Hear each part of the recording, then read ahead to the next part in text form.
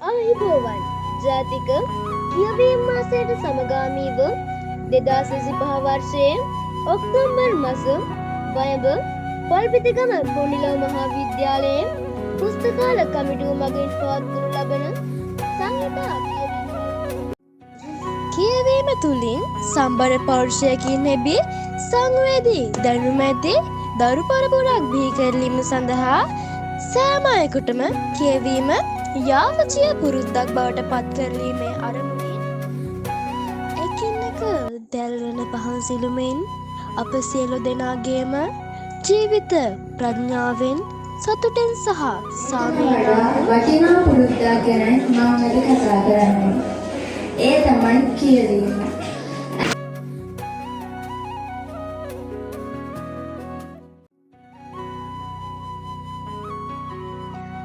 අපේ මුදුන් මිත්තන් ධාතු වහන්සේලා පූජා වස්තු සහ ධර්ම ග්‍රන්ථ පෙරහැරින් වැඩම කළේ ඒවායේ ඇති උතුම් ආනිසංස ජනතාව අතර බෙදා දීමටයි. ඉතින් මේ අප සූදානම් වන්නේ ඒ උතුම් වූ පුණ්‍ය කර්මය. දයාබර සිසුවියනි, අපගේ හදවතට සුහුබුව සැමරුමත් තබමින් අද දවසේ සංහිතා උත්සවයේ අවසාන අදියර වෙත පිය නගමු. සියලු දෙනාටම ස්තුතියි.